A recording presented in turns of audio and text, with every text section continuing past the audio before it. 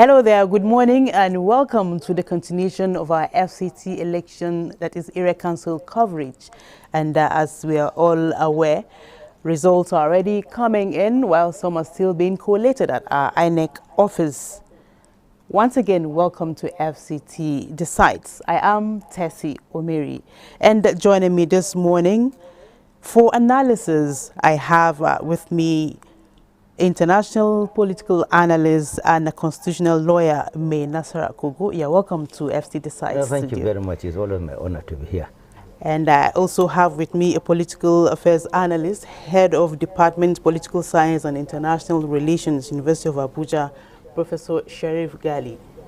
Thank you for having me. You're welcome. You've been with us all the way.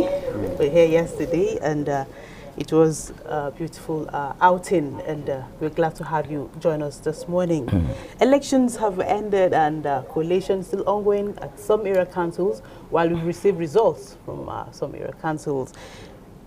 Everything that has a beginning must, of course, come to an end. So how far so far? Let me begin with you, sir. Well, we thank God that the motto of the Federal Republic of Nigeria, that is Section 15, Subsection 1, has been established regarding the FCT elections. The motto is unity and faith, peace and progress. We have seen unity because the politicians have united themselves, and we have seen faithfulness because the politicians have entrenched belief that INEC and indeed the security agencies are ever prepared to do the national service.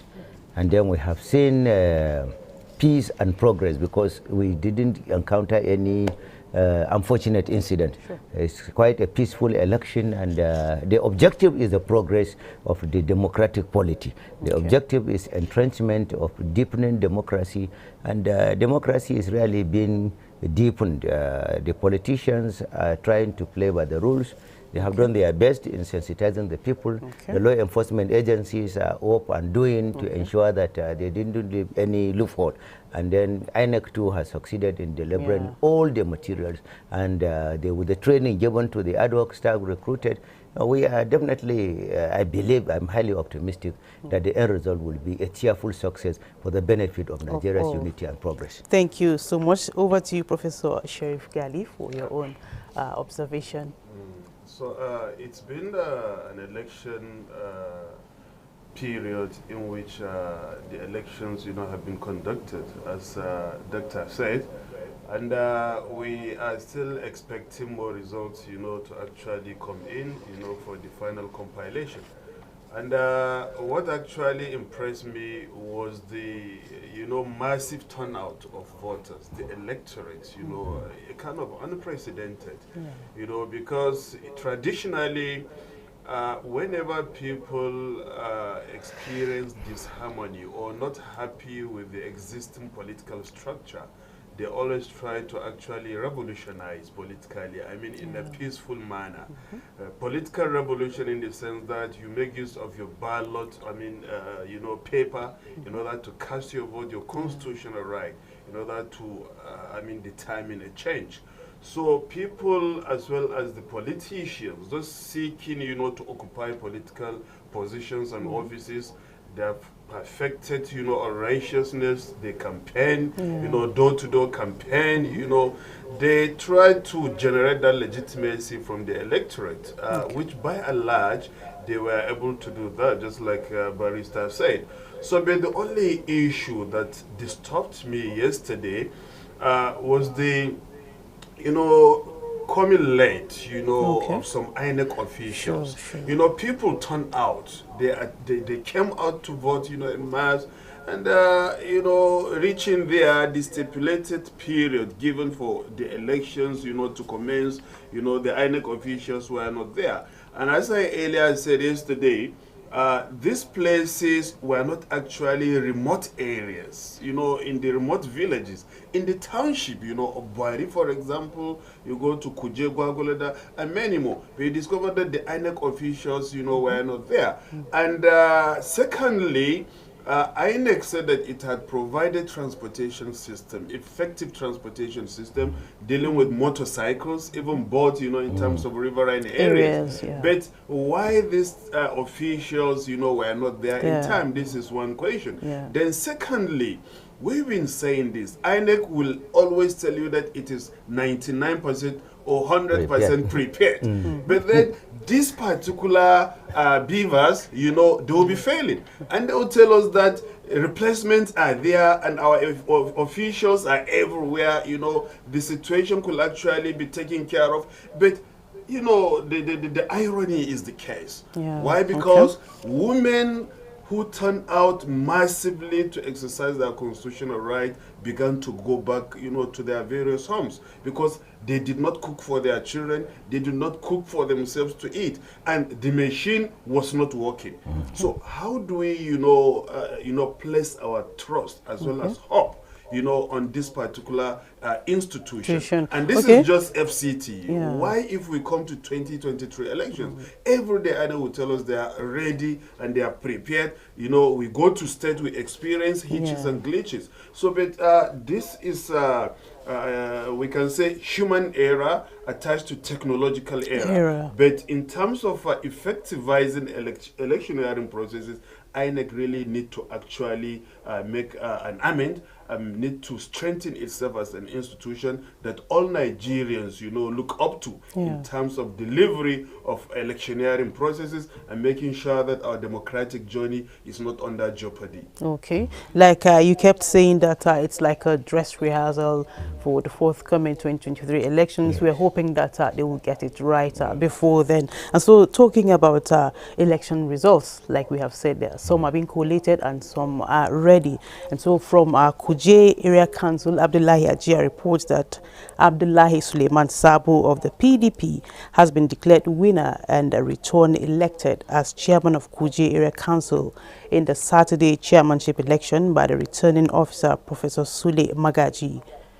He polled 13,301 to defeat his closest rival, Sariki Hamidu of the All Progressives Congress, APC, who polled this total of 7,694.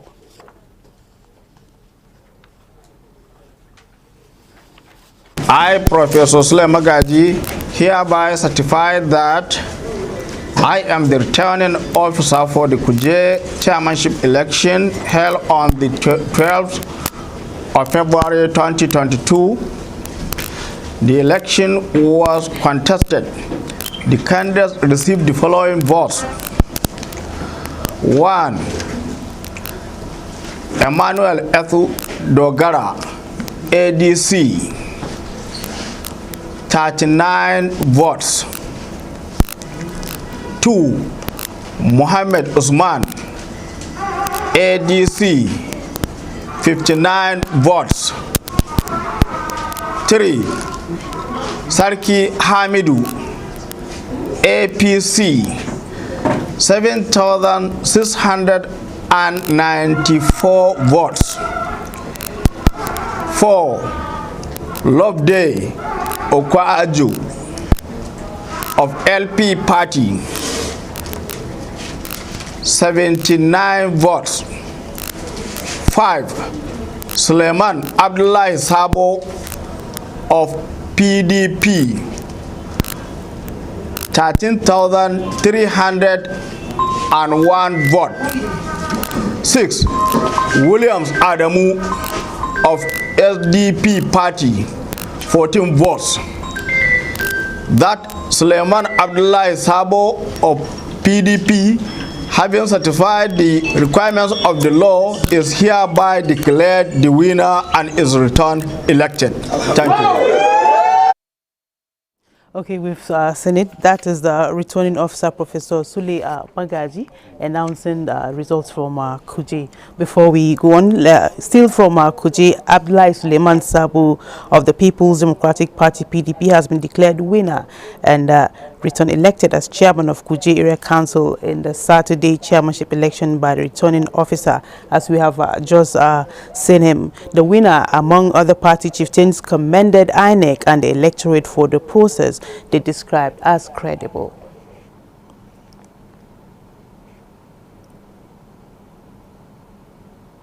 this victory for democracy.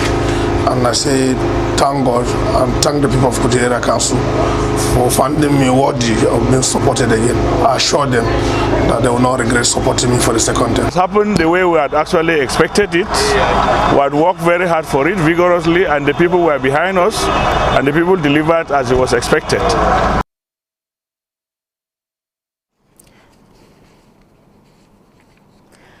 The very first election results to be announced this morning, Kuje Area Council.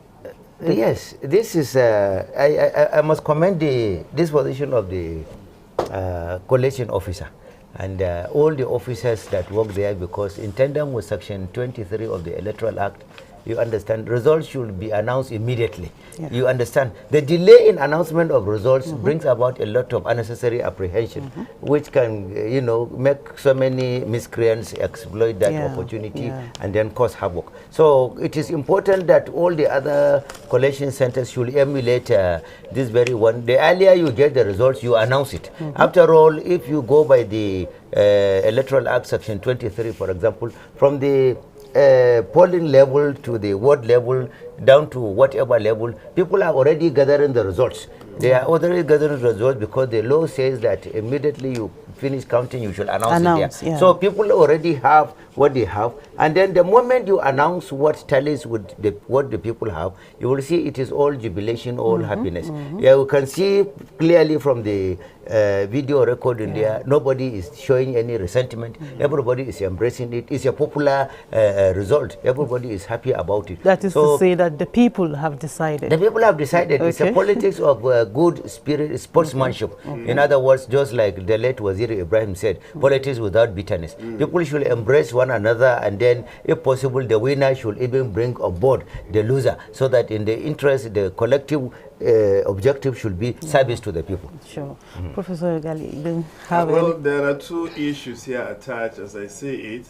One, there is high level of legitimacy in Kuje State, because the leadership of the chairman-elect has been perfected by his own functions as well as activities within the area council. Okay, he's an incumbent already. Yes, incumbent already. Okay. Yeah, and he tried to earn and gain the support of his own people. This is one. Then secondly, it shows that we are actually reaching to the level of democratic maturation. Maturation in the sense that, there is no government intervention in making sure that the opposition party does not win.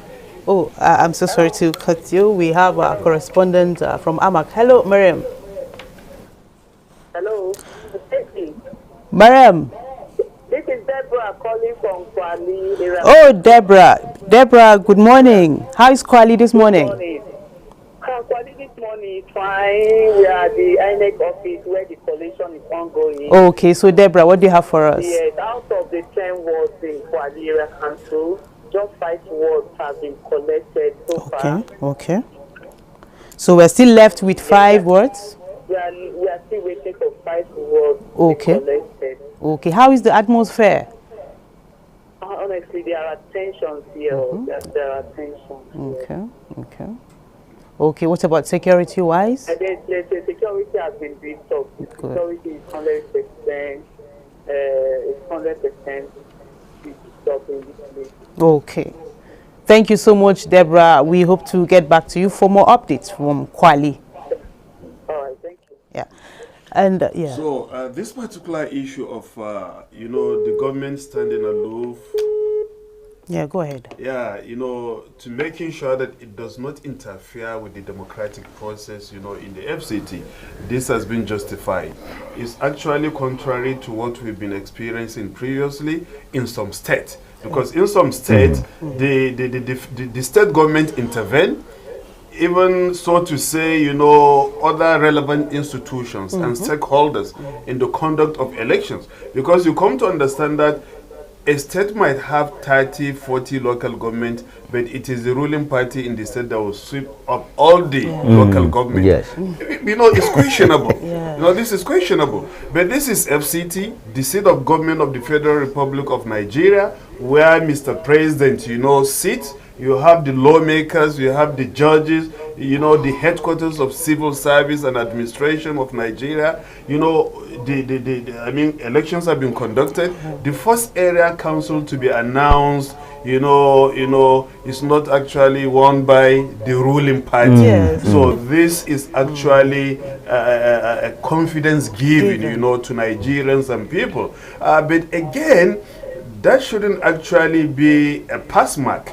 Why? Because a ruling party should always try to win elections, but not by force or by power, by legitimizing its authority and making sure that it provides the needs of the people. Because what people want is that particular will, you know, that particular utility, that satisfaction that should be democratically given. So if the ruling party does that, why should the people not vote for that particular party?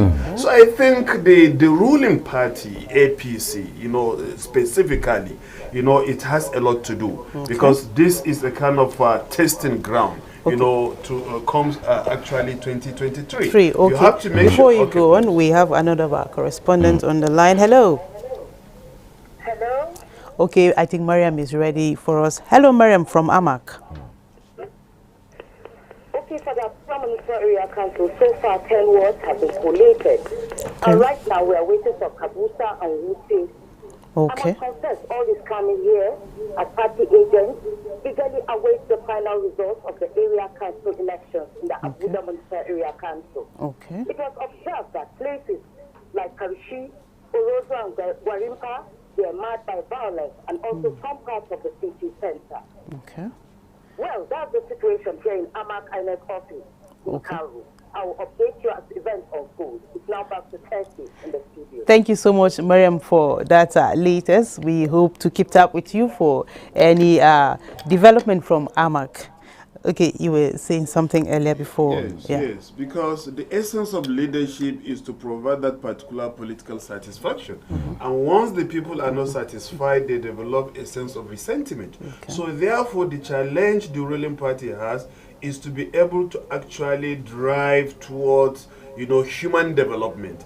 You know, the government, you think you are trying, you know, your own best to make sure that, you know, at your own disposal, you actually give the people what they want. But actually, if the people do not feel satisfied, that sense of resentment will be developed and thereby losing legitimacy on the government side. So the APC government has a great challenge and has a big homework to actually go back to the drawing board. I look at, when I was coming, I look at the rice pyramid, you know, along the Abuja Airport Road. If you have thousands of these pyramids and the price of rice does not, I mean, come down to 20,000 or less, this does not actually justify, you know, a good effort you have actually put in, even in the production of the rice. So therefore, what people want is human development. You know, so looking at human development index, is there improvement? Poverty level, has it decreased? Unemployment, has it decreased? Or no, these things, these variables are on the rise. So these are the variables that justify legitimacy or otherwise of elections. Okay, more reports, results are still coming in. This time around is from Gwagwalada Area Council, where Onoze Yakubu reports that Abubakar Jibril Giri of the All Progressives Congress has been declared winner and returned elected as the Gwagwalada Area Council chairman after pulling a total number of 11,125 votes to defeat his closest rival of the People's Democratic Party, PDP, who scored 9,597 votes. Meanwhile, Oguche Sunday Samuel of the All Progressives Grand Alliance APGA emerged third position with 106 votes. The returning officer, Professor Ilyas Umar, announced the results. Scored 11,125 votes. 11,125 votes. Oguche Sunday Samuel, male of APGA, scored 106 votes. Babana Sulu, male of the APM, scored 37 votes. Michael Umel, M of the NP, scored 40 votes.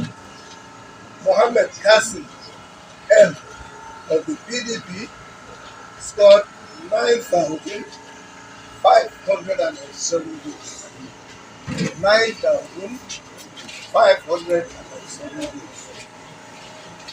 Mohammed Hussein May of the PRP scored 26 votes. Isaac Stephen May of the SDP scored 3 votes. That Ibrahim Abubakar of APC, having satisfied the requirement of the law, is hereby declared the winner and is returned elected. The returning officer there. Meanwhile, let's take this reaction from the newly elected chairman, Gwagwalada Area Council, as he speaks on the victory.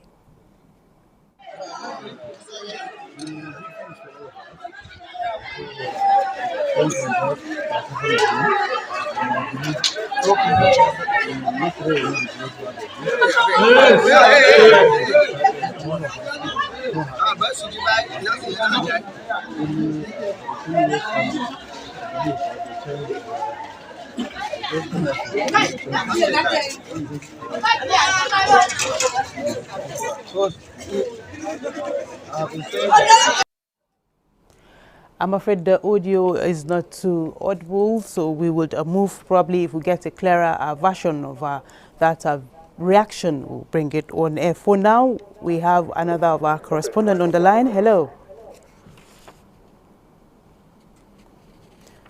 Onotu. Hello. Onotu from Abaji. Can you tell us, the winner of Abaji Area Council election, could not be announced because the party... Unfortunately, yeah. the returning officer this morning, Professor Gabriel Oteko, yes, who made the final announcement upon completion of the collation of the 10 wards in Abaji, readily made it known that the APC, which happened to be the party with the highest number of vote counts in the exercise, okay, they couldn't make a pronouncement to declare the APC winner of the election, okay, yet, because there is a pending court case, okay, that ought to bring up a name to represent the APC as the candidate of the APC, which would have been declared, whom would have been declared winner and returned as elected as chairman of Abaji Area Council. So all they simply did was to inform the media and observers there that in due course, upon determination of the court, the case in the court, yeah, the INEC will do the needful as soon as a substantive name is presented to INEC as the candidate of the APC in yesterday's election. Such person will be announced as winner and returned elected. So the case now is that APC won, but no name for a particular candidate. Yes, the APC as a party, yes, won the election by virtue of the number of total votes they garnered in the election, but they can't make the pronouncement because the party is not the candidate. The party is a platform with which a candidate is supposed to vie for the post of the chairmanship of Abaji Area Council. So for now, there is a tussle between, I think, two candidates of the party in the area council. So for now, the announcement of the winner of the election is reserved pending when the court case is determined. Then they can now make the pronouncement that so person has been declared winner of the election and returned as the Abaji Area Council chairman elected. Okay, thank you, Onotu, for that update. This is interesting. Sure. What will you? Is it that a yes, particular candidate? I sincerely speaking, I'm not surprised. I expect that something like this will come up. Because two scenarios, the case of the AMAC and the case of Abaji, they are very, very peculiar regarding these FCT elections. Because AMAC and Abaji, they found it difficult to really have a particular candidate. AMAC got his own candidacy issue of the APC settled on Thursday. Yes. Thursday in the evening around 8 o'clock when a governor from the southern part of the country came and midwifed. After several attempts by so many governors from the northern part and even the north central part and even some top people at the presidency tried to mediate and settle the matter, it proved difficult.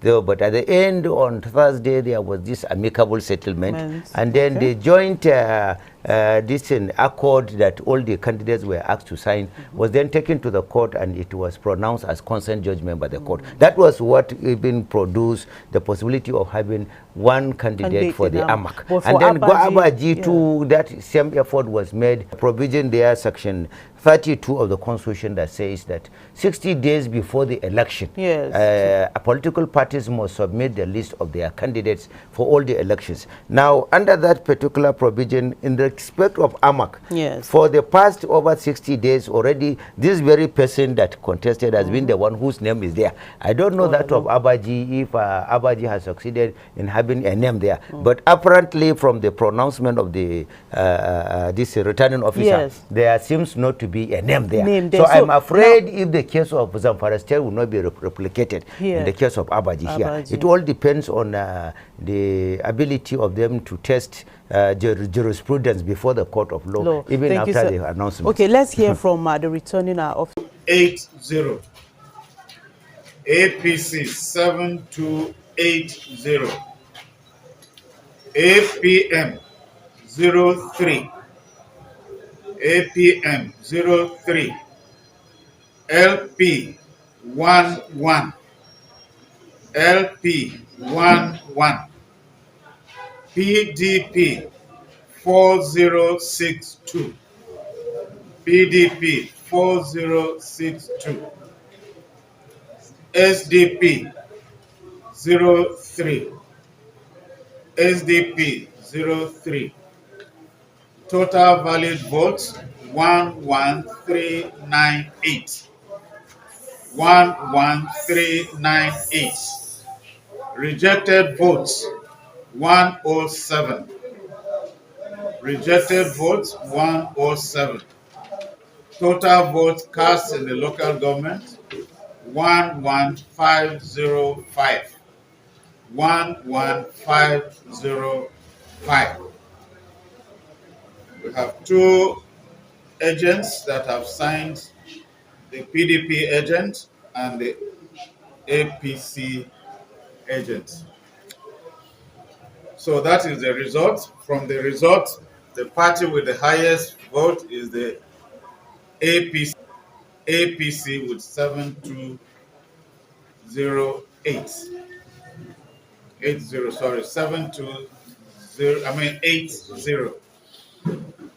We cannot go into declaring a candidate winner because the winning party here does not have a candidate that we can return as a winner.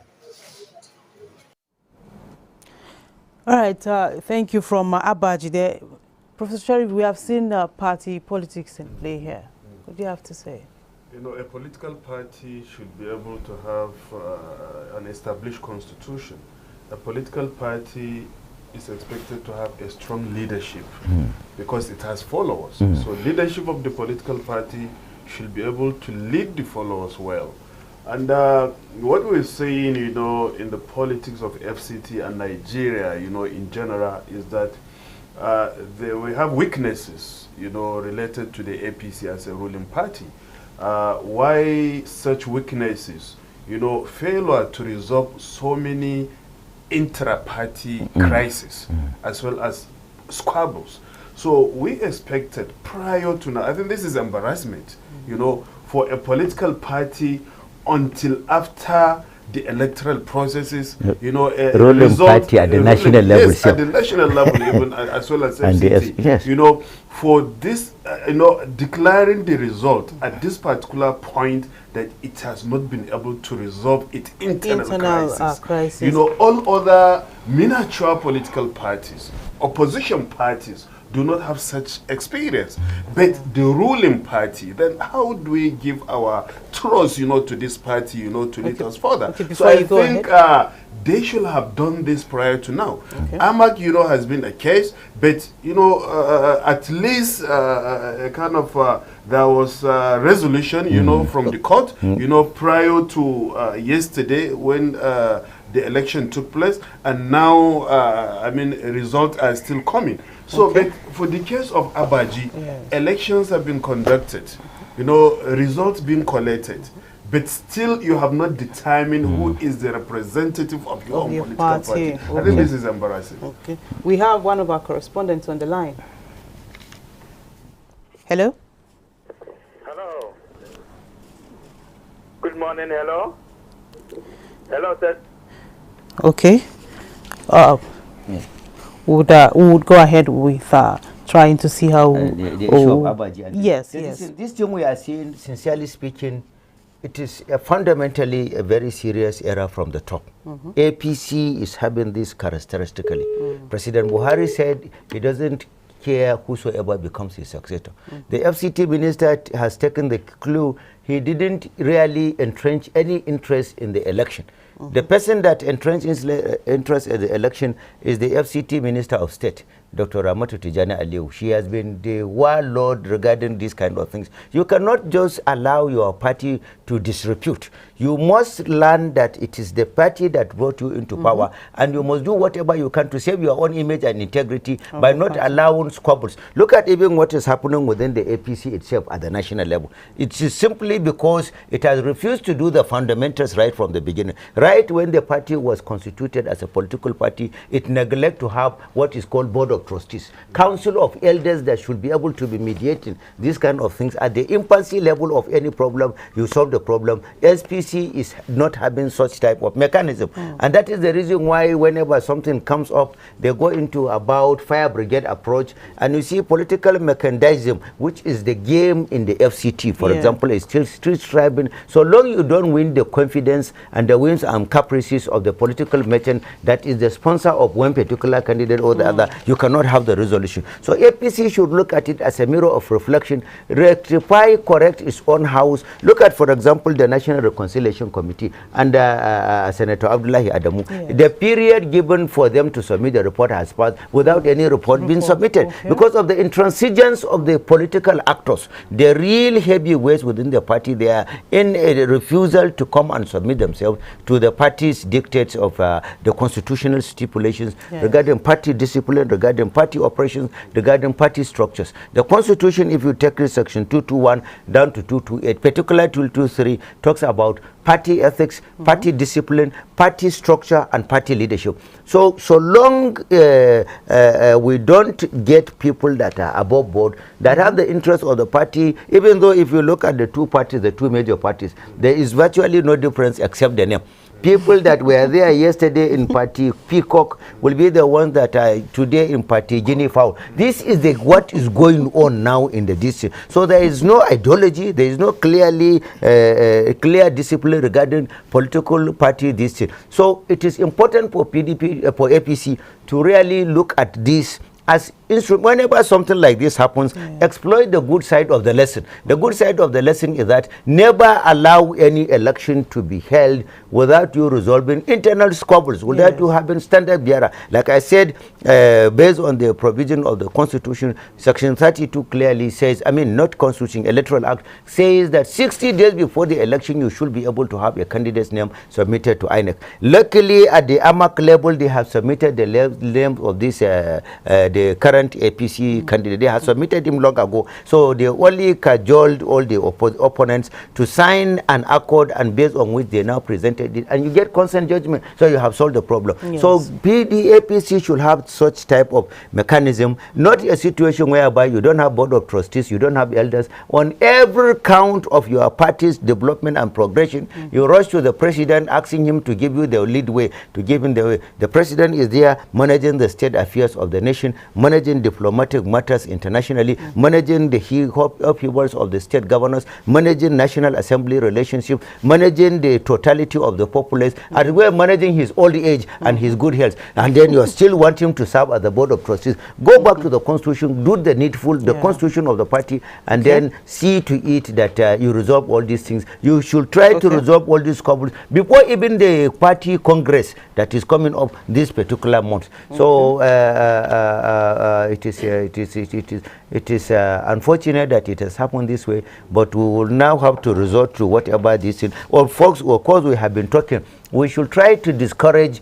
winning elections by court pronouncements. Let us be winning elections by the mandate of the ballot papers, not by court pronouncement. But unfortunately, the one of Abaji will end up being to be determined by the court. Because eventually, even if the court now said this is the candidate for the decision, what did he satisfy Section 32 of the Electoral Act that says 60 days before the decision his name should be there? In absence of the name, if other opposing parties now decided to go to the court, then the case of Zamfara, like I said, will be replicated in Abaji.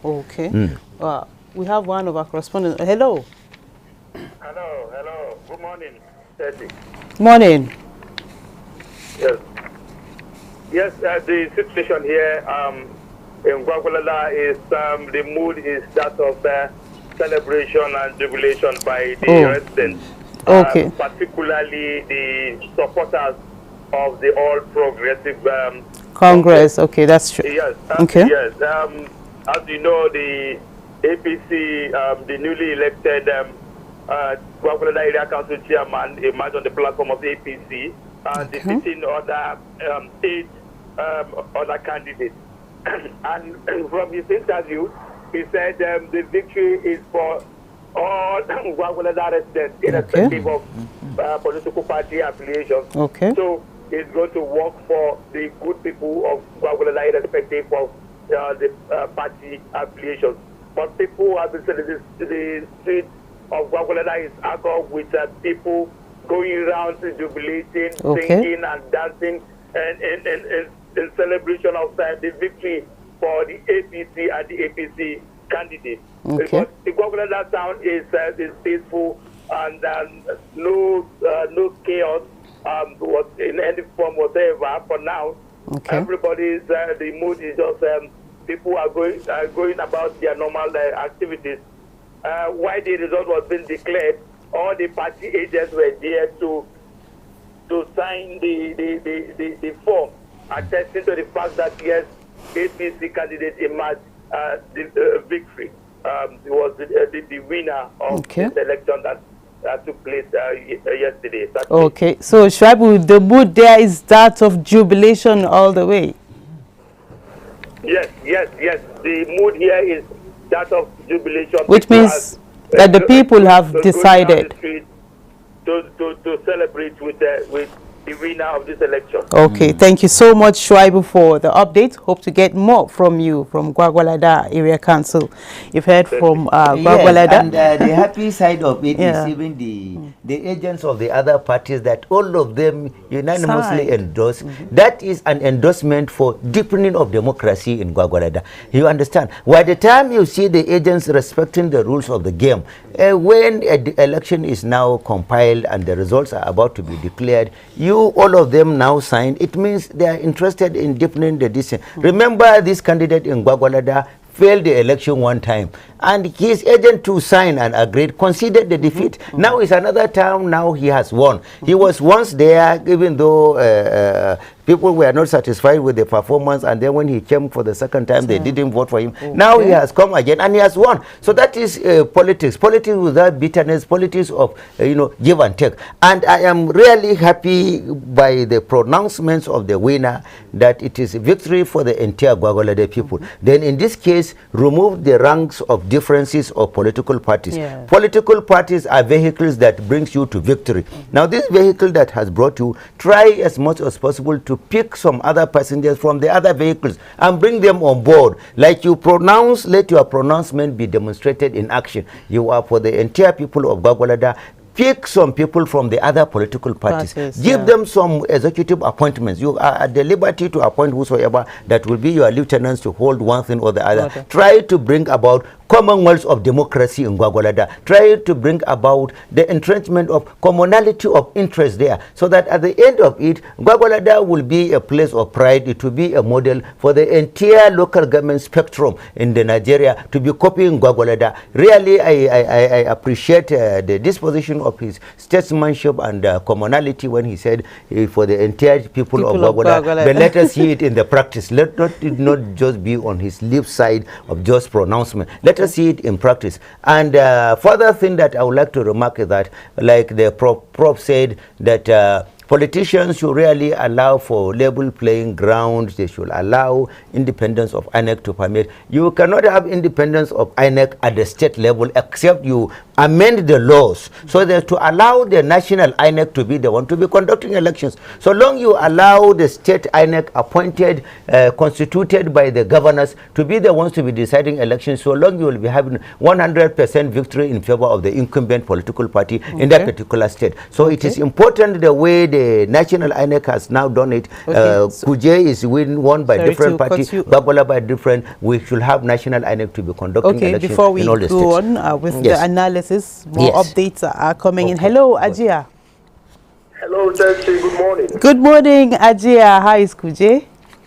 Kuje is very calm and very peaceful, even after the announcements of the winner of the chairmanship election early this morning. Okay.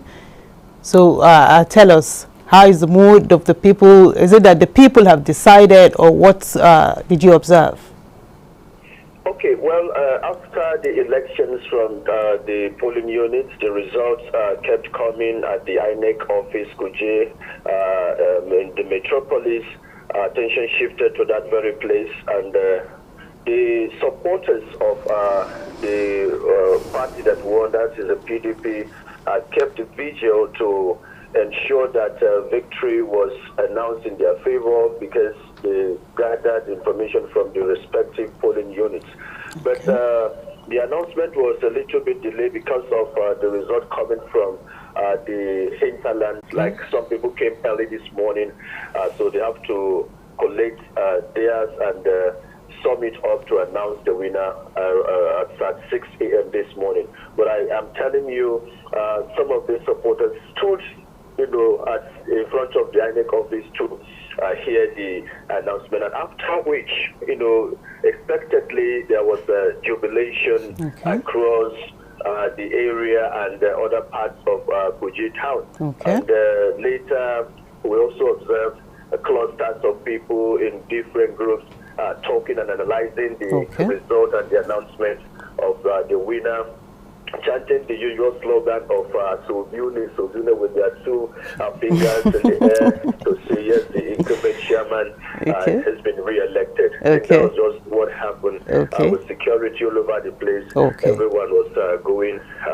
into our normal businesses. But yes, apart from this scenario, I think it's just a minor incident of one of the supporters of the other political party who was not comfortable with what was happening at the sorting and counting of votes at Kuje Science Primary School, Ngongede, who attempted to do away with the materials there, but I think was quickly attacked and apprehended to the extent of probably sustaining a minor injury, but that was taken care of. Situations are like this, you will expect little. Thank you so much, Ajia, for the update at this moment. You've heard the little challenges there, according to Ajia, were actually surmounted, and for now the area is peaceful. So now we will take more results or updates rather as they come in. Let's join Deborah in Buari, the candidate of the People's Democratic Party. Okay, I think Buari is not ready at the moment. We'll go to Kwali, where Buari is ready. I, Professor Amuche Yu Madu, hereby certify that I am the returning officer for the Buhari Area Council Chairmanship election held on the 12th day of February 2022. The election was contested. The candidate received the following votes. 1. Adekunle O. Oludasa, male, political party AAC, total votes received 25. Ifeanyi Chukwu, male, ADC, total votes received 84.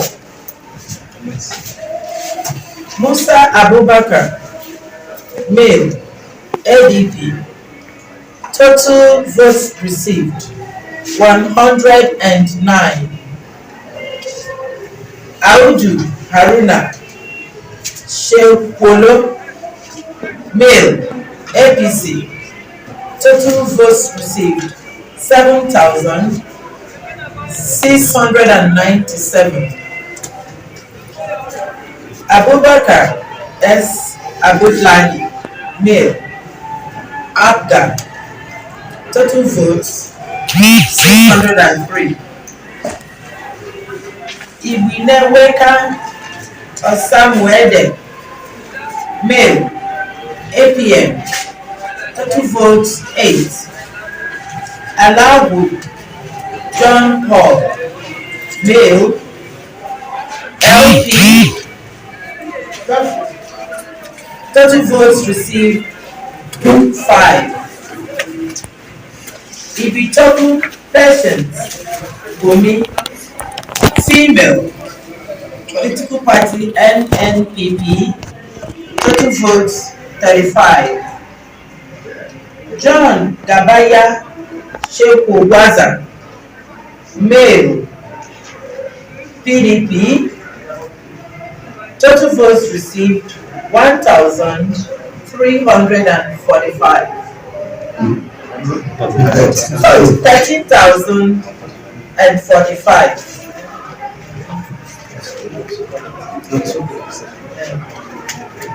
Abubakar Suleiman, political party SDP,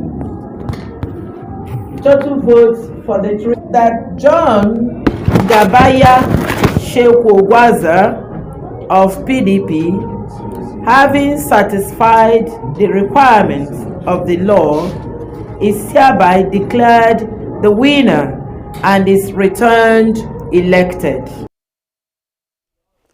Okay, we've heard from the returning officer for the chairmanship election, Buhari, Professor Amuchi Madu, declared Mr. Gabaya John after polling 13,045 votes to defeat his closest rival, Mr. Haruna Shekwolo of All Progressives Congress APC, who scored 7,697, while ABGA came third with a total of 603 votes. And Hawa is still on standby to give us more updates from that area. Hello, Hawa.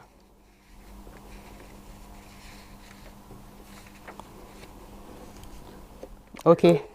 Hawa. Hello. Hawa, good morning. Yes, Tessie. You're live. Go ahead. Yes, thank you very much. So what's the update? Yes, the update is the INEC returning officer, Professor Amuchi Madu, has declared Mr. John Gabaya. Yes, we have just watched. Chairman for Area Council, Buhari Area Council 2023 Area Council elections. So 2022 rather. Yes, John Gabaya is right here with me, sitting with me to tell us the activities he has for coming back as the chairman for the second time. Alrighty, okay, go ahead. Yes. You can speak with him now. Okay, hello, good morning. Yeah, good morning. Good morning, Mr. John Gabaya. We congratulate you on your victory. Thank you very much. Thank you very much. Okay, can you tell us what do you have for the people? First and foremost, I want to thank God Almighty for a time like this again that the Lord has set aside for the people of our Federal Capital Territory It is a day that has been long awaited for area council to conduct their elections at the various 6 area councils. Most beautiful thing that almost all the councils have brought their results, and we are grateful because it has ended up free and fair. Okay. Particularly in Buhari Area Council, yes, I return glory, honor, and adoration to God Almighty because I have been declared today as a winner. Okay, we congratulate you, sir. We wish can go on, but time is not really our friend at the moment. Thank you so much, Hawa. We hope to get more updates from you from Buhari Area Council. You're welcome. All right, briefly before we round up the studio for this session. Well, we can see the scenario in Buhari and Kuje. The incumbents have won for the second time. Anybody that is an incumbent, you are already in the office. It is either you deliberately neglected the people during your first tenure, or you are not interested in winning second tenure. But otherwise, once you are there, and then once you know the rules and the constitutional mandates there, then there is no reason why you cannot win the second tenure. Okay. You have to work is the instrumentality of winning the mandate of the people. Bearing in mind, under Section 7 of the Constitution, the responsibilities of the area councils, the area councils. Okay. Number 1 is maintenance of peace and order, as per Section 14, subsection 2 of the Constitution. Peace is always very peace and order, especially when you are talking about Buhari, the incidents of the reports of insecurity incidents, and bearing in mind the federal government institutions that are there, and bearing in mind even the water reservoir of the whole FCT that is here. So Buhari is very, very critical. And the water, they say, is life. We'll talk more about that when we return for the decision, Professor Gali, briefly before we round up the session for now. Briefly, you see, there is one major thing that politicians should actually learn, which is that particular character of Nelson Mandela, who after one tenure, he said he will not go again. When Buhari came to power, 2015, he said we'll only go for first tenure. But the, political advisors, had to actually brought Buhari back again to continue. So this is being replicated even in the area council elections. How? Because those who serve first term, for example, now they are returning. Because maybe due to the hope, the people... Returning means that they are doing well. Yes. We'll have more of that analysis in our second session. And that's the much we can take on FC Decide Studio 4 this morning's session. The studio returns at 1 with my colleague, Ifoma Ojinta. For now, thanks for watching.